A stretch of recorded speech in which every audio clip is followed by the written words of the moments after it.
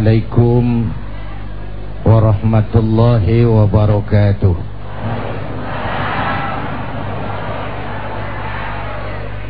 Para ulama yang saya muliakan, Pak Master dari PBNU yang saya hormati, bapak-bapak, ibu-ibu, segenap pemirsa TV One di seluruh tanah air yang saya cintai. Kita Fatihah dulu ya, khusus buat Almarhum Kiai Haji Abdurrahman Wahid. Mudah-mudahan beliau diterima segala kebaikannya, diampuni segala dosa dan kesalahannya, dan kita dapat meneruskan kebaikan-kebaikan beliau. Ala hadhihi niyyah wa ila hadratin Nabi. Al-Fatihah. Bapak, Ibu, dan pemirsa TV One yang saya hormati, banyak kebaikan-kebaikan, jasa dan perjuangan yang telah diwariskan oleh guru bangsa Gus Dur kepada kita semua. Mulai dari berjuang menegakkan demokrasi sampai kepada menterjemahkan apa yang jadi tema pengajian kita kali ini, Islam sebagai rahmatan lil alamin. Dalam berjuang menegakkan demokrasi, beliau bersama teman-teman membangun Fordem, Forum Demokrasi, sebuah lembaga bukan hanya harus kita lihat dari ide yang diusungnya, tetapi juga situasi pada saat itu dibangun. Kalau orang kayak saya teriak-teriak berantas korupsi, ganyang korupsi, itu sih nggak istimewa, karena saya nggak punya kesempatan untuk korupsi. Kalau sekarang orang teriak-teriak demokrasi, memang iklimnya sudah menunjang. Tapi pada saat beliau Al-Maghfurlah membangun forum demokrasi, suasana sangat otoriter. Punya keberanian moral, punya nyali. Konsep saja bagus, kalau nggak punya nyali kan percuma juga. Punya nyali. Ketika beliau jadi presiden, demokrasi terus dikembangkan. Beliaulah yang menghapus dui fungsi TNI.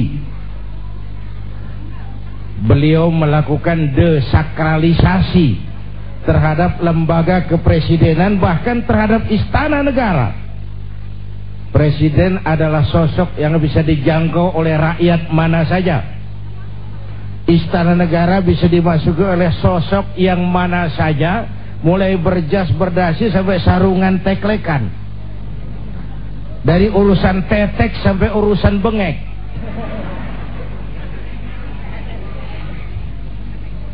Kehebatan istana negara itu bukan karena dipagar tinggi biayanya 20 miliar, bukan. Tapi karena dia aspiratif, dia menampung, dia mau menjadi lembaga yang mewakili kepentingan rakyat banyak. Bapak Ibu hadirin yang saya hormati, jasa beliau dalam mengembangkan Islam yang rahmatan lil alamin juga dahsyat. Mari, ini kan menjelang bulan Maulid. Buat kita, idola kita tidak lain baginda Rasul. Ya Bu ya? Apa? Baginda Rasul. Kenapa baginda Rasul kok dijadikan model oleh Allah tuh kenapa? Ada dua hal. Pertama, karena beliau manusia seperti kita nih, utuh manusia. Ini menyangkut predisposition. Kalau ayam disuruh nyontoh kucing, yang nyuruh nyontoh nggak punya pikiran, Bang. Predispositionnya nggak sama. Ayam kok suruh nyontoh kucing. Ayam ya nyontohnya ayam, manusia nyontohnya manusia.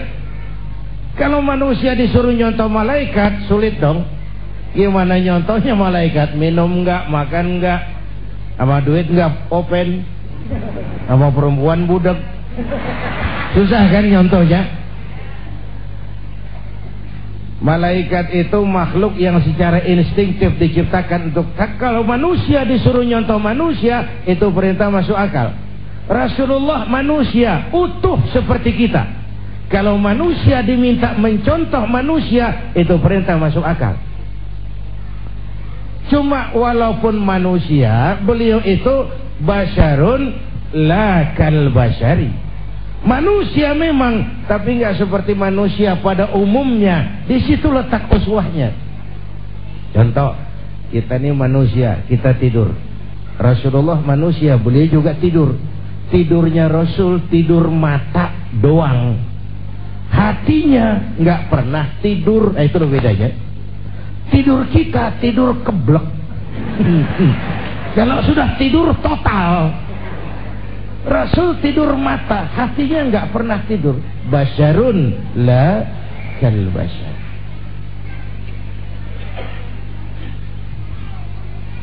Kita manusia, kita berludah. Rasul manusia, beliau juga berludah.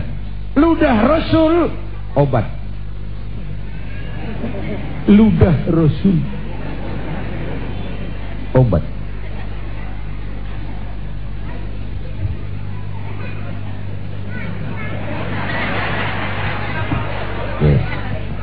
Di Goa Thur, Sayyidina Abu Bakar turun duluan bersihin goa.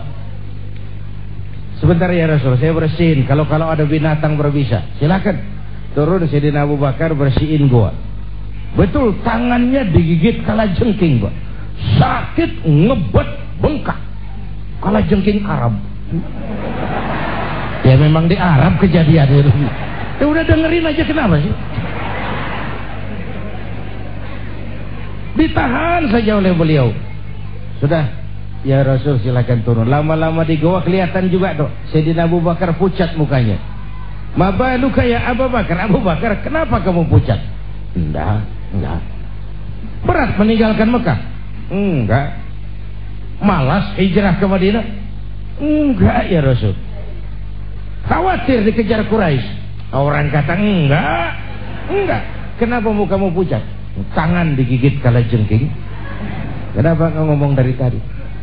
Saya enggak mau nyusahin hati Tuhan ya Rasul, biarlah saya tahu. Kau siniin tanganmu. Diambil sama baginda Rasul. Bismillahirrahmanirrahim.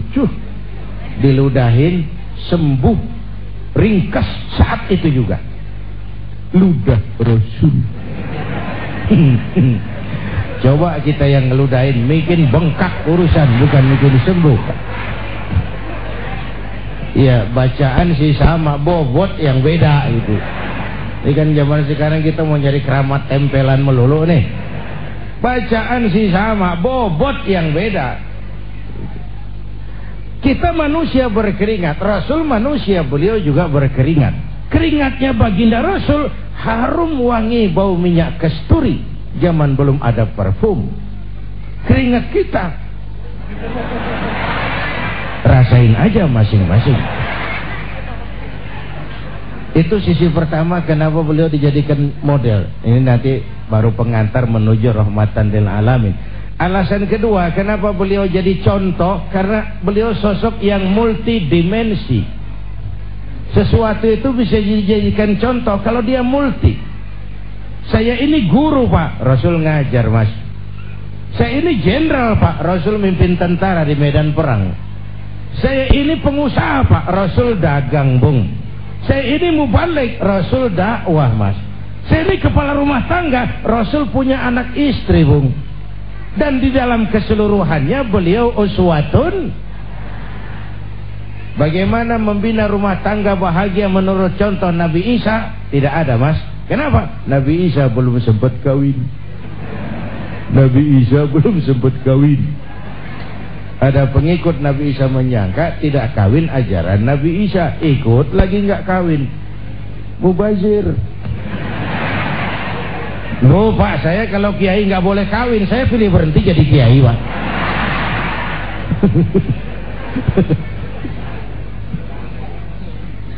Bapak Ibu hadirin yang saya hormati, dan Imam Busairi malah menggambarkan begini, ka'annahu wa huwa fardun fi jalalatihi fi askarin hina talqahu wa fi hasam. Yang dahsyat, kehebatan Rasulullah itu sepertinya sama di lini manapun beliau itu, baik di tengah tentara atau waktu sendirian. Begini dah yang gampang nih, pakai bahasa kita nih, bahasa Ciganjur. Bu, orang banyak hebat, tapi yang orang hebat banyak, tapi yang hebat di mana-mana langka, Pak. Rasulullah ini lagi duduk hebat, lagi tidur hebat, lagi jalan hebat, di masjid hebat, di medan perang hebat, di depan anak-anak hebat, di mata musuhnya hebat, di depan teman-temannya hebat, di depan istrinya hebat. Nah, susah nyari orang begini. Kita hebatnya setempat. Di kantor hebat, sekantor orang diomelin. Di kantor, pulang ke rumah dikeplak sama bininya, diem aja, dia nggak ngelawan.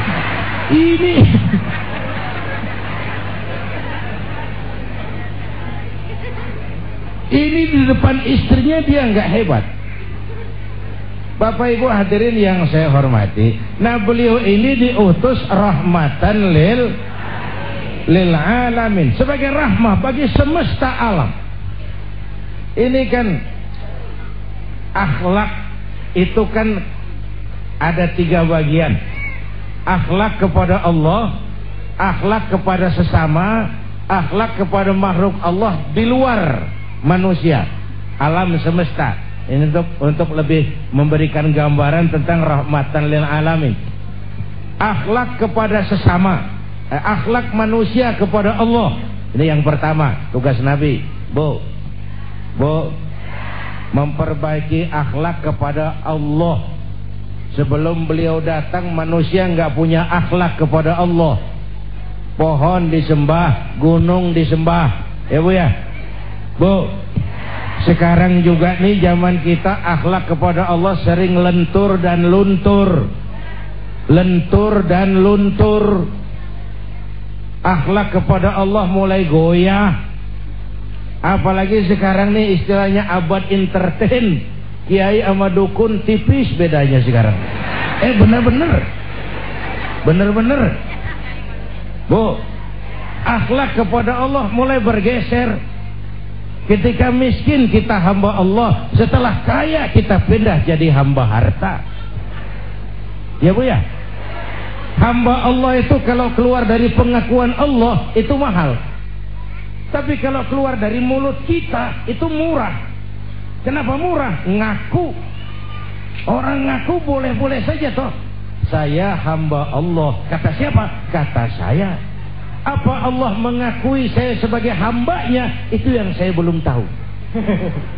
Bu, Ibu kenal sama Presiden SBY?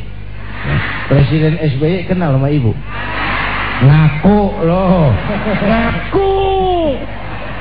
Orang ngaku sih boleh-boleh saja. Cuma diakui apa tidak itu soal lain.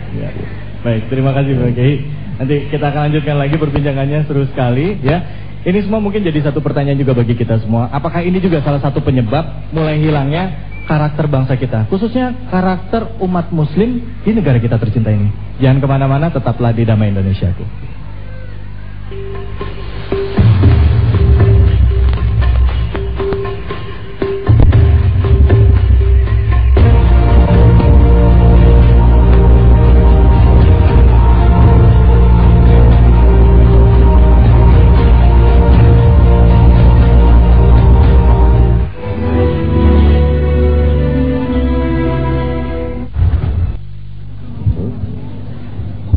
Bapak, Ibu dan segenap pemirsa TV One di seluruh tanah air, mohon maaf Pak Wali Kota Depok, agak kehalingan tadi, enggak kelihatan.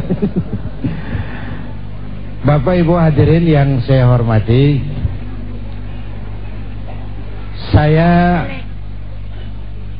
Saya bersyukur lahir di Indonesia.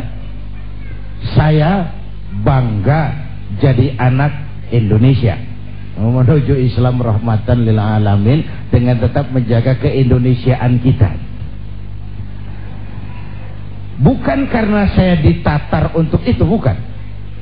Pertama karena perjalanan dakwah saya ke seluruh pelosok Nusantara, saya saksikan wajah Indonesia dari desa ke desa. Yang kedua, Allah kasih kesempatan saya melihat berbagai negeri lain di dunia ini. Makin banyak negeri saya lihat, saya kok makin bersyukur lahir di Indonesia, jadi anak Indonesia. Bu, sedikit wawasan kebangsaan dulu dah sebelum menuju rahmah. Indonesia kita ini besar enggak? 17.000 pulau. Itu belum termasuk Pulau Gadung dan Pulau Gebang. Tambah 2 kalau itu masuk. Masya Allah. Untayan zamrud katulistiwa, hijau ranau subur makmur, gemah rifah loh jenawi toto tentrem kertora harjo.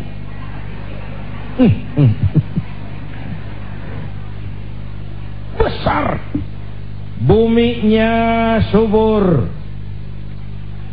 Di atas perut bumi Indonesia segala tanaman hidup. Di bawah perut buminya ada gas, ya Bu, ada minyak, ada lumpur, ada batu bara. Lautnya kaya, hutannya kaya. Bu, ini titipan Allah kepada kita, orang Indonesia, rakyat Indonesia. Kekayaan negeri ini dikuasai oleh negara, itu sudah betul. Tapi harus digunakan bagi sebesar-besar kemakmuran rakyat. Itu amanat pasal 33. Itulah sebabnya kita perlu membangun kebersamaan. Bu, kita ini sudah diajarkan oleh masjid bagaimana menata masyarakat yang baik, memelihara kemajemukan. Coba masyarakat masjid. Pertama, siapapun masuk masjid copot sendal, buka sepatu. Benar itu? Kan ini masyarakat yang mau kita bangun. Jangan ada warga negara kelas 1 di republik ini. Lurah masuk masjid, buka sepatu rah. Camat masuk masjid, buka sepatu. Itu Pak tuh yang ngomong tuh. Enggak, mat. Tapi yang penting kemajemukan. Kalau sudah masuk ke masjid, sholat berjamaah, nggak pernah kita usil dari mana orang datang. Yang penting kemana dia menghadap. Inilah komitmen keindonesiaan. Coba masyarakat masjid, lo dari mana? Dari kidul mang, madep ngulon. Lo dari mana? Dari wetan, madep ngulon. Lo dari mana? Dari kulon, madep ngulon juga lo. Kita ini bineka tapi tunggal. Kita ini beragam, tapi oleh Islam memperkuat semangat nasionalisme ketika Rasul mengajarkan hubbul watan minal, cinta tanah air bagian dari iman. Lah tanah air kita bukan Arab Saudi, bukan Palestina, bukan Aljazair. Tanah air kita Indonesia. Mencintai Indonesia bagian daripada iman. Saya belum pernah melihat suatu agama mengajarkan begini luhur. Cinta tanah air bagian daripada iman. Bagaimana agama mendorong mengentalnya semangat nasionalisme.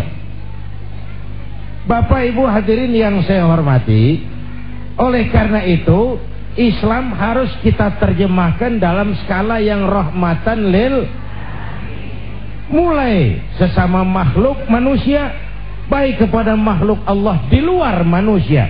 Sekarang ini kan alam kurang ramah dengan kita karena kita juga tidak ramah kepada alam. Bu, yang gampang deh nih, bentar ya pakai bahasa Ciganjur, Bu. Bu,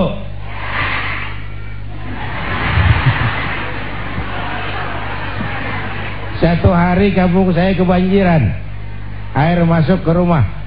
Saya ribut, ini masih zaman ada engkong saya. Engkong, tahu engkong? Kakek. Saya teriak, "Kong, banjir Kong." Kata engkong saya, "Biarin, bukan salah air, habis salah lo." Salah kita bagaimana Kong? Lo tempat air lo tempatin, yang punya datang pan kagak ngerti. Tempat gua di sini kenapa ada lo? Bu, engkong saya nggak makan bangku sekolahan, tapi wise, berpikir pada tatanan keseimbangan. Air kan bukan musuh, air pan temen. Temen kan kudu punya tempat. Nah kalau tempatnya kagak punya, apa dia nggak ngayap masuk ke rumah kita? Air kasih tempat.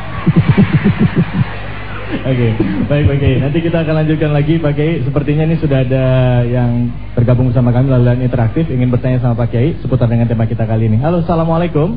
Assalamualaikum warahmatullahi wabarakatuh. Ya, Ibu siapa di mana ini, Bu? Dengan Ibu Ritonga, saya di Pulau Mas, Jakarta Timur. Ibu Ritonga, Pulau Mas, Jakarta Timur. Silakan Ibu, pertanyaannya apa, Ibu? Terima kasih. Assalamualaikum Ustaz. Saya mau bertanya begini, terkait dengan baginda Rasulullah. Kalaulah ketika beliau dulu hidup, itu kekerasan atau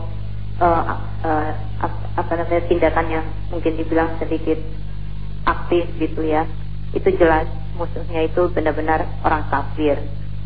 Lalu di sejarah yang mana yang dicontohkan oleh Rasulullah, kita boleh juga melakukan kekerasan atau menegakkan kebenaran itu, sedangkan yang kita hadapi sekarang kan tidak seperti dahulu, Ustaz. Sekarang ditabur itu oleh justru orang-orang yang seperti Ustaz tadi bilang mengaku Islam. Dan lelahnya lagi, yang mengaku itu adalah para pemimpin kita, penegak keadilan kita, penegak hukum kita. Nah itu bagaimana? Setahu saya yang bodoh ini, saya belum pernah mendapatkan kisahnya gitu, Ustaz. Karena kalau ditekan terus juga bagaimana gitu. Sehingga terkait ini kebetulan di tempat juga Al-Marfurah gitu ya, beliau saja yang menebarkan semangat kebangsaan. Itu tantangannya justru dari kita sendiri begitu loh, dari kaum kita umat Rasulullah sendiri gitu loh ya. Jadi sebatas mana sih kita boleh melakukan kekerasan gitu untuk menegakkan kebenaran. Terima kasih. Wassalamualaikum. Waalaikumsalam warahmatullahi wabarakatuh. Terima kasih Bu Ritonga, nanti akan dijawab oleh Pak Kiai Jainuddin MZ. Buat Anda yang ingin tahu jawabannya, jangan kemana-mana, tetaplah di Damai Indonesia, Bu.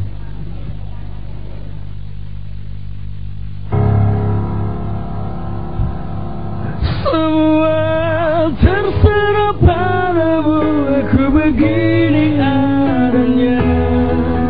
Ku hormati keputusanmu, apapun yang akan kau katakan.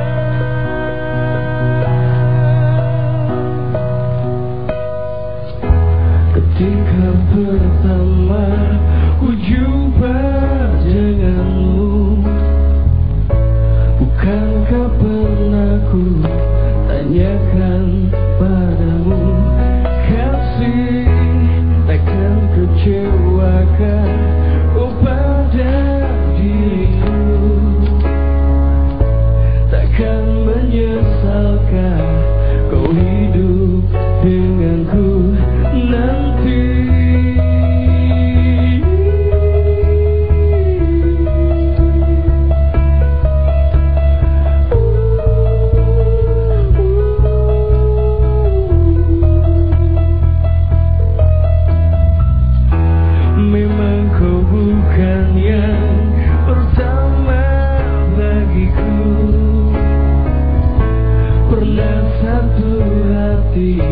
Mengisi hidupku dulu dan kini semua kau katakan padamu. Jangan ada dusta di antara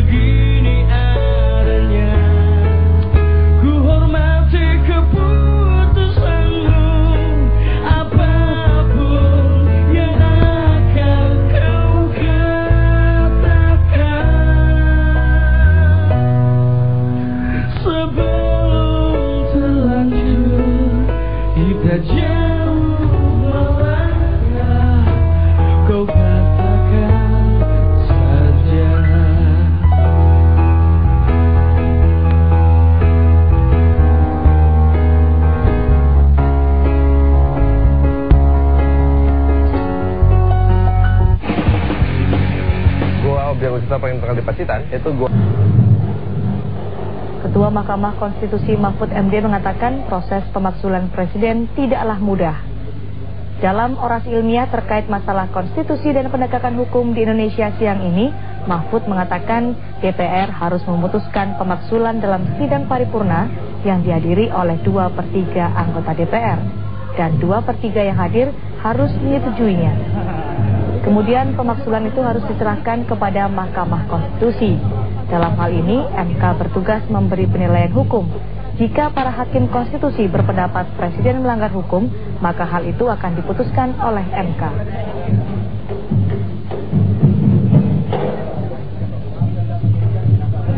Kalau betul presiden mau dijatuhkan, maka keputusan DPR tentang itu harus dimintakan penilaian hukum dulu ke Mahkamah Konstitusi. Oke, misalnya DPR berpendapat, DPR berpendapat bahwa ini wakil presiden atau presiden bersalah, oleh sebab itu harus diturunkan dari jabatannya karena telah terbukti melakukan salah satu dari 5 hal, yaitu terlibat korupsi, terlibat penyuapan, terlibat pengkhianatan terhadap negara, melakukan tindak pidana atau melakukan perbuatan tercela. Terbukti di DPR. Mari kita jatuhkan presiden ini. Nah, DPR itu harus menyatakan itu dalam sidang paripurna yang dihadiri oleh 2/3 dari anggota DPR dan 2/3 dari yang hadir setuju. Kalaupun DPR itu setuju, minta dulu pendapat Mahkamah Konstitusi. Itu DPR itu kan politik. Nah, sekarang hukum dulu. Hukumnya bagaimana? Benar enggak presiden itu melakukan salah satu 5 hal itu tadi? Nah, kalau MK mengatakan benar, silakan lanjutkan impeachment. Tapi kalau MK mengatakan tidak benar, tidak terbukti, maka impeachment harus dihentikan. Demikian kabar terkini. Terima kasih. Sampai jumpa.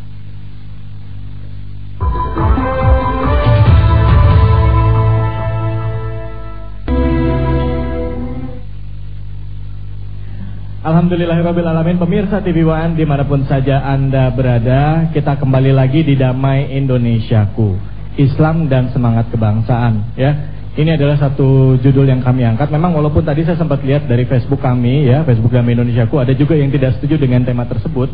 Tetapi memang, ya, perlu diakui bahwa awal mula bangsa kita ini juga tidak lepas dari peran ulama, di mana pergerakan pemberontakan pada zaman VOC itu pun juga dilakukan oleh para ulama-ulama kita dan juga para tokoh-tokoh Islam. Contohnya misalnya Sumatera Barat, ya, ada Imam Bonjol, terus ada Pangeran Diponegoro, terus juga masih ada lagi Sultan Babulah dan lain sebagainya. Nah, ini menarik sekali, ya, karena bicara mengenai perjuangan Islam seperti yang ditanyakan oleh Ibu Ritonga tadi kepada Pak Kiai, ya. Kita mempelajari bahwa Rasul sendiri dalam perjuangan, dalam peperangan juga ada kalanya melakukan kekerasan. Cuman kekerasannya seperti apa? Apakah betul kekerasannya itu menghalalkan segala cara, menghalalkan terjadinya pembunuhan? Atau memang betul, memang disahkan melakukan kekerasan dalam perjuangan Islam, Pak Kiai?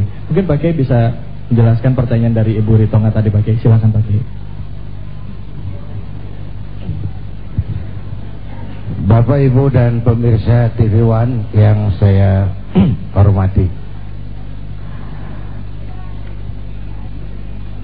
watak pokok dari Islam adalah rahmatan lil, rahmat bagi alam semesta jagat raya. Tetapi di dalam menebarkan rahmatan lil alamin, Islam juga punya kaidah-kaidah untuk memelihara, menjaga, mengamankan nilai-nilai yang dimilikinya. Karena itu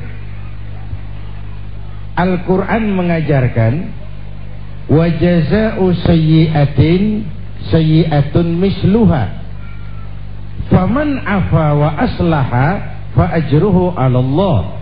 Ini kalau perlu menggunakan kekerasan, kalau perlu. Balasan suatu kejahatan adalah kejahatan yang setimpal, jangan melebihi batas. Tetapi siapa yang memberi maaf dan mencari jalan damai, itu lebih disukai Allah dan itulah yang akan beroleh pahala. Jadi coba lihat konsep perdamaian dalam Islam. Dipersilahkan manusia jadi manusia, tapi diberi peluang jadi malaikat. Jadi yang luar biasa. Kalau kamu nggak salah ditempeleng, tempeleng lagi dia, sekeras dia menempeleng kamu, itu manusiawi. Tapi kalau mau jadi malaikat, faman afa wa aslaha, siapa yang memberi maaf dan mencari jalan damai, itu yang terbaik dan itu yang beroleh pahala. Bu, nggak salah sih orang nempeleng kita, kita tempeleng lagi, sekeras dia tempeleng kita, itu manusia namanya. Tapi kalau mau jadi malaikat, maafin. Bu, kalau ibu berbuat baik sama orang baik, kan seri aja itu mah. Emang kudunya begitu. Hei. Emang kudunya begitu. Nah, Bapak Ibu hadirin yang saya hormati, sebagai muslim kita punya keyakinan Islam adalah agama yang benar. Tapi keyakinan itu bukan SIM bagi kita untuk menghina orang lain agama. Itu bukan peluang bagi kita melecehkan orang lain. Ketegasan di sini, ketegasan kita berkeyakinan Islam agama yang benar, tidak serta merta lalu kita melecehkan yang lain, menganggap yang lain tidak benar, mencaci maki dan menghujat yang lain. Karena kita sendiri pun kalau agama kita dihujat orang, jengkel nggak? Jengkel nggak? Sama dong. Ya. Yang kita nggak suka terjadi pada diri kita, orang lain gitu juga. Makanya jangan merasa pinter, tapi harus pinter merasa. Jangan merasa pinter, tapi harus pinter merasa. Kalau merasa pinter jadi sombong, tapi kalau pinter merasa jadi bijak. Nek saya digituin orang enak nggak? Nggak enak. Orang lain kan gitu juga. Bu,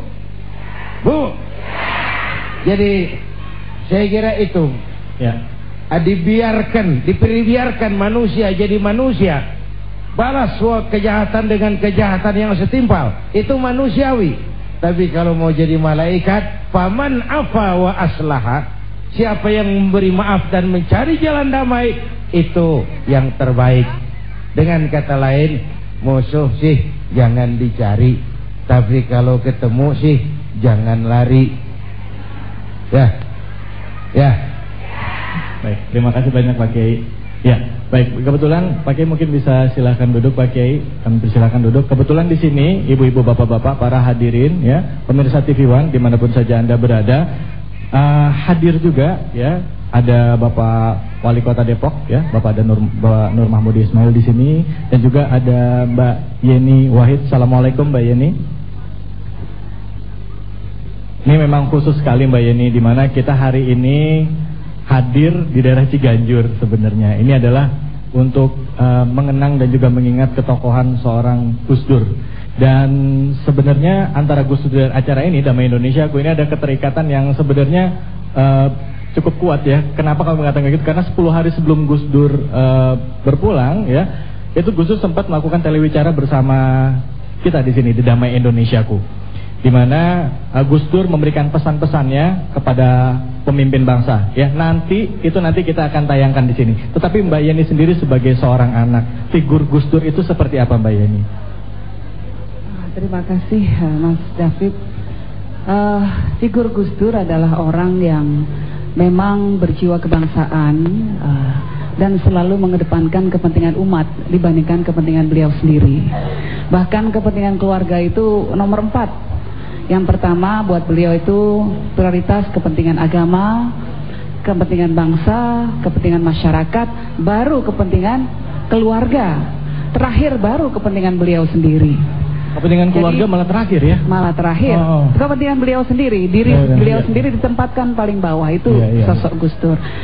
Nah, dalam melaksanakan aktivitas beliau ya, terutama dalam dimensi politik maupun dalam dimensi sosial, perjuangan-perjuangan beliau di masyarakat, Itu kaitannya dengan kebangsaan ya, dengan semangat kebangsaan. Beliau selalu mendasarkan tindakan-tindakan beliau itu pada kaidah fikih yang tadi diceritakan oleh Pak Kiai Zainuddin Amzad, yaitu tasarruful imam ala ra'iyah manutun bil maslahah. Ini yang selalu menjadi pegangan beliau dan selalu diingatkan oleh beliau kepada seluruh pemimpin bangsa. Yaitu artinya kira-kira bahwa kebijakan seorang pemimpin itu harus berpegang atau harus bertujuan kepada kesejahteraan rakyat yang dipimpinnya. Jadi rakyat itu harus makmur, rakyat harus sejahtera, baru seorang pemimpin itu dikatakan berhasil. Subhanallah. Itu yang menjadi pegangan Gus Dur. Lalu tadi menyambut sekaligus menanggapi apa yang ditanyakan oleh penelpon Ibu Tonga ya soal soal perdamaian dan juga orang yang menentang dari apa yang dilakukan Gus Dur justru datangnya dari umat Islam katanya. Ya, kenapa? Tidak apa-apa ya. Tadi Pak Kiai juga menyatakan dengan sangat arif sekali mengenai bagaimana Islam memandang kekerasan. Gus Dur itu sering sekali mengatakan bahwa memang dalam Islam sangat dibatasi ruang gerak kita untuk melakukan kekerasan ya. Sebetulnya begitu. Ada hal-hal tertentu yang membolehkan kita ya untuk mempertahankan diri kita sendiri seperti yang dikatakan Pak Kiai Zainuddin Amzad. Salah satunya adalah ketika diusir dari rumah misalnya. Nah, itu syarat yang sangat berat bagi seorang muslim untuk kemudian boleh melakukan kekerasan. Tetapi kalau bisa memang kemudian seyogyanya dia berpegang kepada kaidah fikih yang lain, yaitu la darar wala dirar. Janganlah kamu menyakiti dirimu maupun orang lain. Jadi memang Islam itu sudah mengatur ya supaya kita jangan mudah untuk terjebak pada aksi-aksi kekerasan. Islam itu seyogyanya pada dasar intinya sebetulnya menganjurkan perdamaian. Nah, inilah yang diyakini betul oleh Gus Dur sebagai pengikut Rasulullah SAW. Betul-betul diyakini beliau ingin menegakkan Islam rahmatan lil alamin, Islam buat semua. Ya, terutama di Indonesia, Islam sebagai agama mayoritas harus bisa melindungi yang minoritas. Islam yang bisa melindungi semua suku bangsa, semua etnik, semua agama. Nah, itu yang dicoba ditegakkan oleh Gus Dur. Baik, terima kasih Mbak Yeni. Nanti kita akan bicara lagi lebih banyak lagi mengenai Gus Dur, dan juga tidak hanya itu, nanti Kiai Haji Zainuddin Amzad juga akan berbicara juga mengenai figur pemimpin ya. Katanya ada yang mengatakan juga ini melalui Facebook ya. Ini pertanyaannya cukup menarik ya. Pak Kiai, kenapa sih para pemimpin di Indonesia tidak bisa mencontoh kepemimpinan Rasulullah yang mampu membawa rakyatnya ke kebahagiaan dunia dan akhirat? Anda ingin tahu jawabannya? Jangan kemana-mana, tetaplah di Damai Indonesiaku.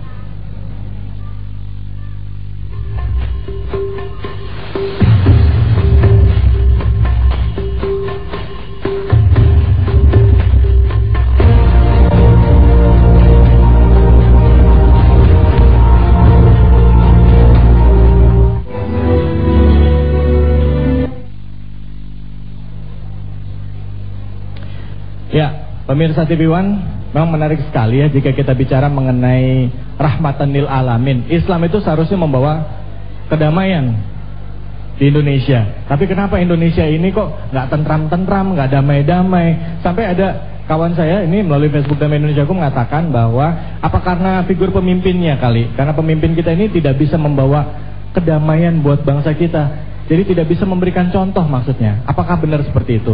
Nah, sebelum nanti kita masuk ke tausiah dari Pak Kiai, saya akan mengajak Anda ya untuk menyaksikan cuplikan tayangan Damai Indonesiaku pada tanggal 20 Desember 2009 yang waktu itu disiarkan secara langsung dari Pondok Pesantren Darul Mutakin Bogor. Di sini Gus Dur bicara banyak mengenai keadaan bangsa dan juga seperti apa dan apa yang harus dilakukan oleh pemimpin bangsa. Kita saksikan sama-sama. Kita akan berbincang-bincang dengan salah seorang mantan Presiden Republik Indonesia, yaitu Kiai Haji Abdurrahman Wahid atau biasa disebut Gus Dur. Assalamualaikum Gus. Waalaikumsalam. Bagaimana kabar Gus Dur, sehat? Baik-baik. Alhamdulillah. Bagaimana Gus Dur pada saat memimpin bangsa ini sebagai Presiden Republik Indonesia dengan segala kemampuannya, haknya Presiden ya untuk bisa menentukan apa yang terbaik buat bangsa ini, tetapi Gus Dur akhirnya memilih untuk mengalah mengikuti keinginan rakyat. Kira-kira apa Gus Dur yang membuat Gus Dur mau melakukan hal itu Gus Dur? Maaf, saya ikut kehendak rakyat. Iya. Mengikuti kehendak FL.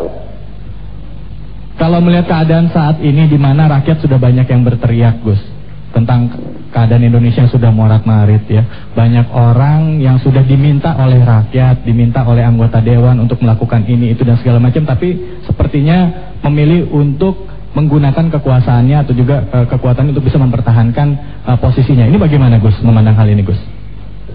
Proses belum berhenti. Proses belum berjalan, belum selesai apa belum berjalan dengan baik Gus? Ya, tahu proses. Ini sebuah proses, ya. Baik, Gus, kira-kira apa yang harus bangsa ini maknai Gus khususnya dalam rangka tahun baru Hijriah ini 1431 Hijriah agar bangsa Indonesia ini menuju ke arah yang lebih baik Gus Dur? Kiri bisa membagi menjadi dua. Satu melihat contoh Rasulullah. Ya. Dari keadaan kita sendiri. Oh, dari diri kita sendiri. Ya. Baik, Gus Dur, yang terakhir Gus. Kira-kira apa saran atau juga masukan bagi pemerintah saat ini agar bangsa Indonesia dan juga mungkin masukan juga buat kita semua yang menyaksikan acara Damai Indonesia ini agar bangsa kita benar-benar bisa keluar dari krisis nih, Gus Dur? Ya, jujurlah. Jujur. Adillah. Biarlah peraturan hukum itu. Dan taat hukum, jujurlah dan adillah dan juga harus taat hukum. Terima kasih banyak Gus Dur. Semoga Gus Dur bisa. Waalaikumsalam warahmatullahi wabarakatuh. Subhanallah, kita tadi sudah menyaksikan potongan peristiwa ya pada saat kita melakukan live Damai Indonesiaku tanggal 20 Desember 2009 itu 10 hari sebelum Gus Dur wafat. Jujurlah, adillah dan taat hukum. Mbak Yeni mungkin bisa menanggapi Mbak Yeni sebelum nanti kita kembali lagi ke Pak Kiai. Silakan Mbak Yeni. Ya, memang saya ingat satu peristiwa ya yang sangat membekas dalam diri saya. Ketika beliau dulu proses dilengserkan, kemudian banyak sekali para pengikut Gus Dur lah katakanlah ya datang semua ke Jakarta. Mereka menyatakan ingin berjuang untuk Gus Dur, bahkan siap untuk berkorban jiwa untuk beliau. Ya. Banyak sekali waktu itu, mungkin ribuan orang yang datang ke Jakarta. Oleh Gus Dur malah disuruh pulang. Hah? Disuruh pulang. Mereka disuruh pulang dan dikatakan oleh Gus Dur, kalian kalau mau protes silahkan, tetapi harus dengan damai. Tidak boleh merusak, apalagi menyakiti orang lain. Lalu Gus Dur mengatakan tidak ada kekuasaan yang begitu berharga sampai harus dipertahankan dengan darah. Itu kata beliau. Saya mendengar waktu itu jadi ikut menangis juga terus terang Mas David. Nah itu contoh paling mudah ya dari keteguhan Gus Dur dalam mempertahankan prinsip untuk mempertahankan perdamaian. Subhanallah, mudah-mudahan ini juga dicontoh juga bagi para pemimpin kita. Nah untuk itu bicara mengenai figur pemimpin, mungkin lebih tepat jika Pak Kiai Haji Zainuddin MZ juga bisa menjawab keresahan hati kita dan juga pertanyaan dari kawan kita tadi. Sebenarnya apa sih yang terjadi dengan bangsa kita ini? Kenapa para pemimpin kita kok tidak bisa membawa bangsa ini ke arah kedamaian? Padahal tadi Gus Dur juga sempat menyampaikan, almarhum mengatakan bahwa jujurlah, adillah, dan taat hukum. Silakan Pak Kiai. Bapak Ibu pemirsa TV One, menarik sekali. Yang pertama, jujurlah. Jujurlah itu kalau bahasa seniman, jangan ada dusta di antara kita. Lagunya Bruri itu bagi. Selama ini urusan jadi bebelit ini karena kita pandai bermain minyak di atas air, menggunting dalam lipatan, manis kalau berhadapan, balik belakang lain bicara. Mulutnya cerita tentang jihad terhadap korupsi, tapi di belakang melindungi koruptor. Itu kan ada dusta di antara kita.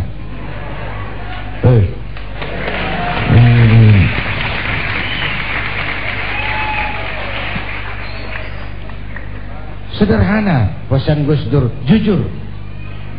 Dan kejujuran itu dimulai dari diri sendiri. Rasul mengajarkan ana awwalu wajibin ala ma amartukum bih. Apapun yang aku perintahkan kepadamu, aku pelaksana pertamanya. Maka perintahnya berwibawa, ajarannya diikuti orang karena beliau menggunakan prinsip ini. Lidahnya adalah hatinya, ucapannya adalah perbuatannya. Orang ikut tidak ragu-ragu. Tidak ada yang disembunyikan oleh baginda Rasul. Beliau bukan tokoh yang piawai membangun pencitraan, tidak. Beliau tokoh yang jujurlah apa adanya. Itu yang saya katakan tadi, desakralisasi lembaga kepresidenan. Presiden bisa dijangkau siapa saja. Desakralisasi istana negara, istana bisa dimasuki oleh rakyat yang bagaimanapun saja. Ya Bu? Bu? Jujurlah. Satu. Yang kedua apa? Adil. Adil. Bersikap adil, terutama kepada diri sendiri. Bapak Ibu hadirin yang saya hormati, rakyat merasa selama ini keadilan tuh mahal.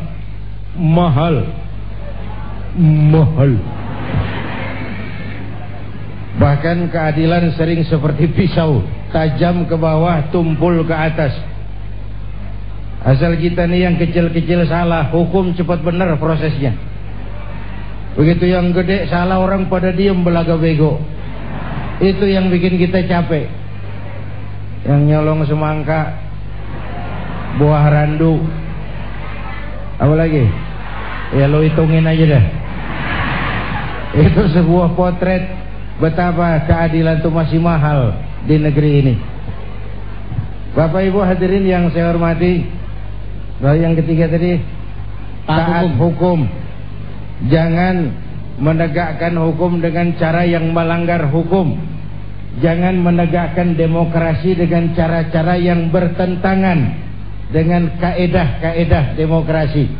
Lil wasail hukmul maqasid. Nggak boleh nyolong sarung walaupun niatnya buat sholat. Apa karena diniatkan buat sholat curi sarung lalu jadi halal? Ya tidak, walaupun sholatnya sah tapi curinya tetap dosa. Sah karena fikih tidak pernah mempersoalkan sarungnya dari mana. Lil wasail hukmul maqasid, tujuan dan cara hukumnya sama. Tujuan yang baik harus dicapai dengan cara yang baik. Ya kita berharap mudah-mudahan 100 hari ini kan masa pemerintah kan sudah banyak yang bisa dikerjakan ya Bu ya. Kita rakyat tahu kan, mobil menteri udah bagus, alhamdulillah. Ya. Perumahan DPR renovasi 300 miliar, alhamdulillah. Akan segera dibeli pesawat kepresidenan, persekotnya 200 miliar, alhamdulillah. Itu kan tanda kemakmuran.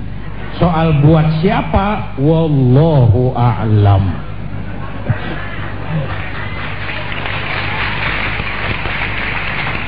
Saya nggak bisa bicara banyak mengenai hal ini, tetapi ini satu renungan buat kita semua ya. Sebelum itu, ini bicara mengenai masalah kepemimpinan seperti yang tadi disampaikan oleh Pak Kiai tadi ya. Mungkin kita semua tidak sempurna ya. Yang ada di sini juga tidak sempurna, penuh dengan kekurangan. Tadi juga di email juga ada yang masuk juga, jangan cuma bicara, tapi juga lihat juga diri Anda sendiri. Memang ini satu renungan buat kita semua, bukan kita menyalahkan, tapi justru ini bagi renungan buat kita.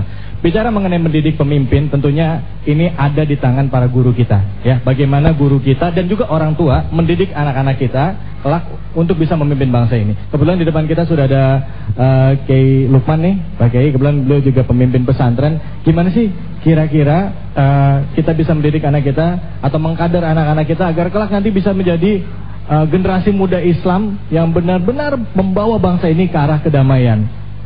Silakan Pak Kiai. Baik, jadi kalau Gus Dur telah mencontohkan dengan ide-ide besar mengenai kepemimpinan seperti itu yang kemudian diterjemahkan lebih jauh oleh Kiai Haji Zainuddin MZ, Jadi pemimpin ini amanah. Kalau disebutkan di dalam hadis Nabi, qiwamud dunya bi arba'atin. Bangsa ini tegak karena 4 pilar. 1, bi ilmil ulama, dengan ilmunya para ulama. Ya. Tapi itu maksudnya adalah dunia pendidikan, membangun etika, akhlak, ilmunya agar benar-benar menimbulkan pencerdasan dan pencerahan. Ya. Yang kedua, bi'adlil umara, dengan adilnya para pemimpin. Itu artinya lembaga-lembaga hukum, lembaga peradilan, pemerintahan harus transparan dan harus menegakkan semacam law enforcement yang hebat. Ya. Ketiga, bisa khawatil agniya, dermawannya orang-orang kaya. Ini berarti sistem ekonomi kita mesti harus dibangun tidak untuk kepentingan orang-orang elit, orang-orang kaya, tetapi memang untuk rakyat, untuk bangsa. Terakhir, bidu'ail fuqara, dengan doanya orang-orang miskin. Orang miskin sekarang sudah enggan berdoa karena nasibnya tidak diperhatikan. Nah, ini saya kira contoh dari Rasul. Luar biasa bagaimana cinta beliau dengan orang-orang miskin. Bukan mencintai kemiskinan, tetapi nasib mereka harus diangkat. Sebab tanpa mengangkat mereka, mereka enggan lagi mendoakan para pemimpinnya, para ulamanya, orang-orang kayanya. Bagaimana kemudian kita mendidik pemimpin ini? Didiklah dari keluarga kita. Dari keluarga ya? Dari keluarga dulu. Jadi orang tua yang memberikan contoh ya? Orang tua memberi contoh, guru di sekolahan. Contoh misalnya begini, Rasulullah itu memerintahkan kepada orang tua agar mengajari sholat sejak usia 7 tahun. Ya. Ini usia di mana karakteristik terbentuk, terbangun. Ya. Apakah dia akan menjadi kelak menjadi tokoh yang benar-benar menjadi teladan, atau justru akan menjadi virus bagi masyarakat. Yang kedua apa? Yang kedua, ini di lingkungan pendidikan ini saya melihat, saya contohkan misalnya para guru agama khususnya, masih ada enggak di negeri ini yang setiap habis sholat mendoakan murid-muridnya agar menjadi anak-anak yang soleh, solihah, hidupnya manfaat dunia akhirat? Doa dari guru ya? Dari guru. Guru-guru masih ada nggak yang mendoakan? Pertanyaan. Tapi juga ya? Sebaliknya. Iya. Apakah misalnya saya pernah survei, Mas David, anak-anak SLTA di Jakarta, Jabodetabek ini, yang masih membaca Robbil Firli wali walidayya warhamhuma kama rabbani shaghira, mendoakan orang tuanya, ini 0, sekian persen. Allah. Ini tragedi spiritual dan tragedi bangsa kita sebenarnya. Ya. Nah, ini dari sini barangkali nanti kita akan mengenal bahwa pluralitas yang dibangun, ide-ide besarnya oleh Gus Dur misalnya, dengan di Al-Quran disebut lita'arofu, ya. Lita'arofu, saling berta'aruf ini bukan sekadar mengenal, saling kenal mengenal, tapi saling menularkan ilmu pengetahuan, saling menularkan nilai-nilai kebajikan, saling menularkan khazanah kepribadian masing-masing agar lebih transformatif. Dan satu hal, saling mengenalkan makrifat kepada Allah Subhanahu wa taala. Sebenarnya ini yang termasuk di dalam ta'aruf itu tadi. Jadi ini sebenarnya berproses ya Pak ya? Ya. Berproses ya. Mungkin ini kembali lagi seperti di awal dikatakan bahwa sebenarnya kita harus benar-benar memaknai Islam sendiri ya. Esensi dasarnya itu adalah rahmatan lil alamin. Indikatornya Pak, seperti Bapak katakan tadi, kalau ajaran Islam itu masih membawa kekerasan, berarti ada yang salah ya Pak ya? Betul ya Pak ya? Cara pandang yang cara pandang yang salah ya Pak ya? Satu hal, Nabi itu tidak pernah berperang atas dasar perbedaan akidah, perbedaan suku, perbedaan pendapat. Tidak pernah. Tidak pernah. Rasulullah tidak pernah berperang karena perbedaan pendapat, perbedaan akidah, perbedaan suku dan lain sebagainya. Mudah-mudahan ini bisa dipahami oleh kita semua. Kita akan lanjutkan lagi perbincangan kita. Tetaplah di Damai Indonesia. Terima kasih Pak.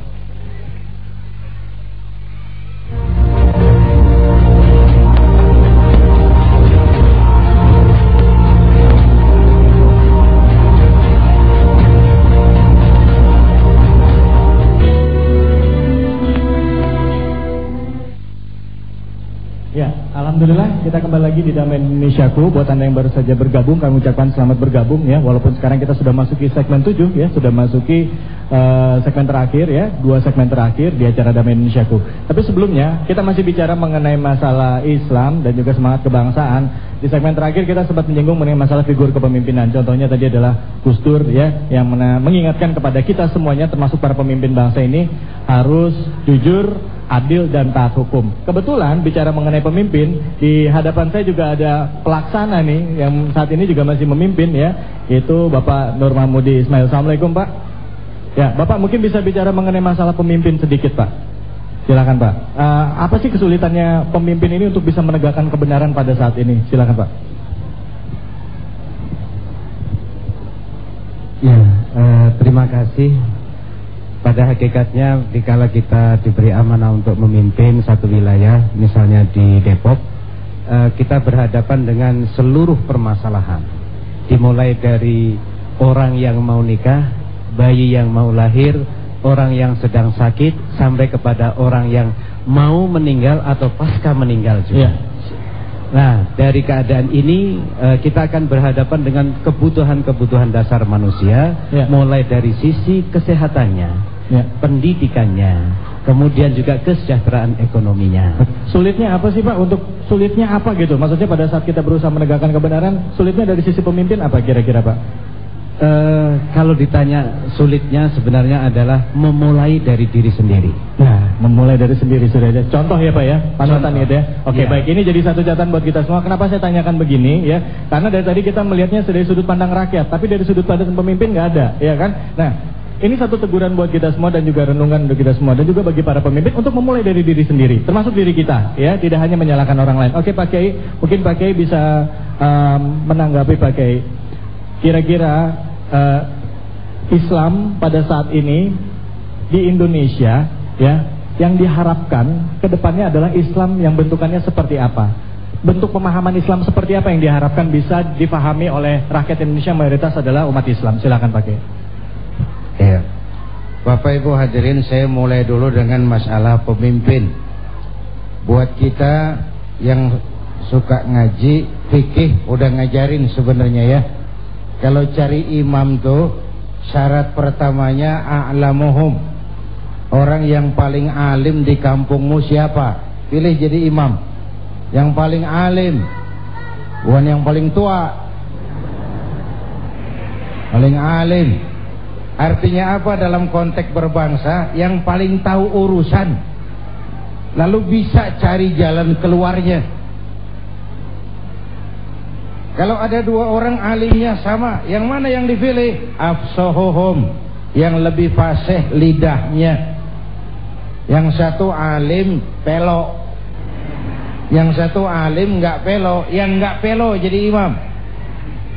Sebab nggak sah orang fasih bermakmum kepada imam pelok. Pak, ini imam pelok, makmum pelok semua. Sah. Namanya kampung pelok, biarin, nggak apa-apa. Yang fasih itu dalam konteks berbangsa itu apa? Yang nyambung sama rakyatnya. Enak kalau punya imam nyambung sama makmum, ngikutnya ikhlas gitu. Rukuknya enak, sujudnya enak. Kenapa? Imam tahu benar keadaan makmum. Fasih itu nyambung, Bu. Makanya Rasul ajarkan, idza amma ahadukumun nas falyukhaffif. Kalau kamu jadi imam, ringankan sholatmu. Jangan terlalu panjang kalau jadi imam. Kenapa? Makmum gak sama kekuatannya. Ini makmum gak sama kekuatannya. Ada makmum yang tua rentak, diri aja udah gemeter. Ada makmum yang punya darah tinggi, kalau sujud kelamaan palanya sakit. Ada makmum yang udah janji habis sholat mau terima duit. Bayangin kalau imam kelamaan. Ini nggak fasih, nggak bisa tahu keadaan makmumnya. Bu, tahu persis keadaan rakyatnya. Jangan udah sholat isya berjamaah, rakaat pertama selesai Fatihah, Yasin. Ini imam nggak aspiratif ini. Makmum ikut sih ikut tapi ngancem. Paling sekali ini gua sholat di sini. Besok nggak bakalan balik lagi. Tuh imam kayak begitu sekali doang dipilih. Bu.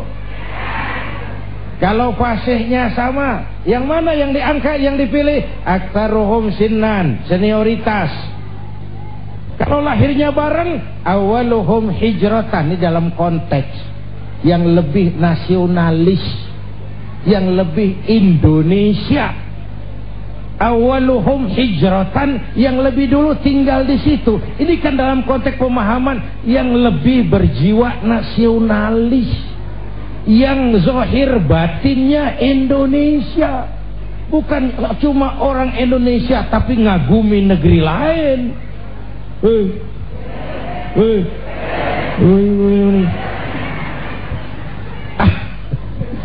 Awaluhum hijratan, yang lebih nasionalis.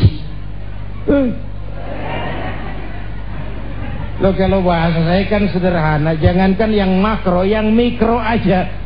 Kita mau bersaing dagang sama Cina, urusan kecil-kecilan aja kita udah kalah kok.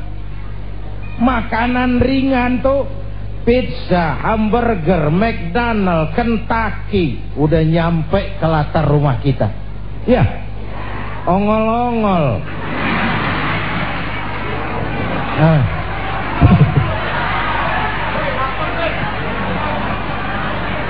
Janganlah bicara nasionalisme yang makro membumbung, yang mikro-mikroan aja kita sendiri sudah lentur dan luntur. Jadi memang konteksnya cari pemimpin itu yang lebih nasionalis, awaluhum hijratan, yang lebih dulu tinggal di situ, dia lebih paham lingkungan.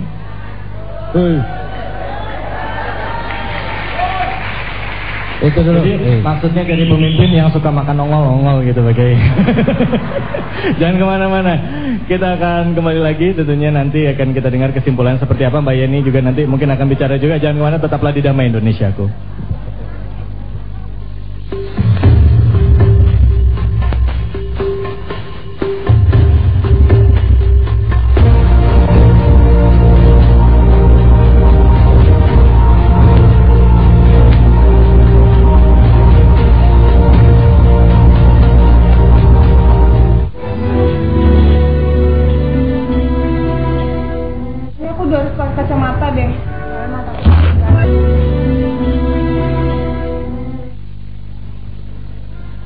Ya, memang cukup menarik sekali perbincangan kita, di mana tadi diawali dengan sebuah pertanyaan, ya. Katanya umat Islam Indonesia ini mayoritas penduduknya beragama Islam, dan kita semua sepaham bahwa Islam itu rahmatan lil alamin. Tapi kenapa faktanya negara kita kok tidak tentram-tentram? Permasalahan selalu saja muncul, bahkan selalu erat kaitannya dengan kekerasan. Tadi sudah mulai terjawab satu persatu, sudah mulai diurai dari mulai masalah diri kita sendiri, masalah kepemimpinan, termasuk juga 3 hal yang disampaikan oleh Gus Dur tadi, almarhum Gus Dur, yaitu mengenai masalah kejujuran, keadilan, dan taat hukum. Renungan untuk kita semuanya.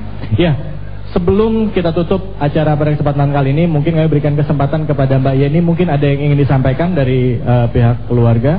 Silakan. Dalam kesempatan ini kami sekeluarga mengucapkan terima kasih yang sedalam-dalamnya kepada segenap bangsa Indonesia, masyarakat Indonesia yang tanpa henti mengirimkan doa serta simpati dan belasungkawa kepada kami sekeluarga atas kepergian Gus Dur. Dan kami berharap bahwa kita semua bisa melanjutkan cita-cita Gus Dur untuk mewujudkan Indonesia yang damai, Indonesia yang sejahtera, Indonesia yang melindungi semua warga bangsanya, Indonesia yang pemimpinnya adil dan jujur. Amin amin ya rabbal alamin. Saya kira itu. Terima kasih banyak Pak Yeni. Pak Kiai, di akhir acara mungkin Pak Kiai bisa menyimpulkan kira-kira apa yang harus kita lakukan Pak Kiai sebagai anak bangsa agar bangsa Indonesia ini benar-benar bisa, khususnya umat Islam, menerapkan ajaran Islam dalam kehidupan kita sehari-hari dan tercipta Islam dan juga bangsa kita yang rahmatan lil alamin. Silakan.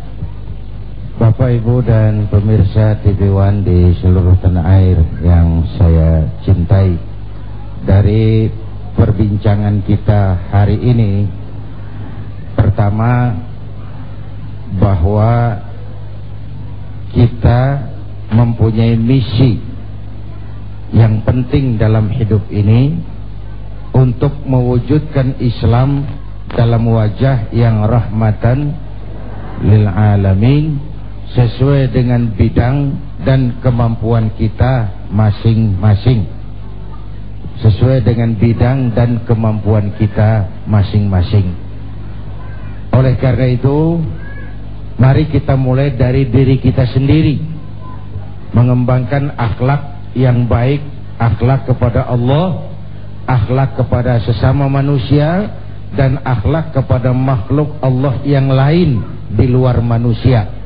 Akhlak kepada hutan, kepada pohon, akhlak kepada binatang, akhlak kepada air, akhlak kepada gunung, dan seterusnya, sebagai bagian dari pengembangan sikap rahmatan lil alamin. Akhirnya kita mohon pertolongan Allah, mudah-mudahan bangsa ini diberi jalan keluar dari berbagai kesulitan, diberikan pemimpin yang adil, yang taat kepada Allah dan Rasulnya, dan sayang kepada kita semua. Ini jumpa kita hari ini, insya Allah kesempatan yang kita jumpa lagi. Mari sama-sama kita memanjatkan istighfar, karena istighfar pun bagian dari upaya yang Allah janjikan dalam Al-Quran. Wa ma kana Allahu mu'adzibahum wa hum yastaghfirun. Allah tidak akan menurunkan bencana sepanjang di tengah mereka masih banyak orang-orang yang istighfar. Astaghfirullah Rabbal baraya, astaghfirullah minal khataya, astaghfirullah Rabbal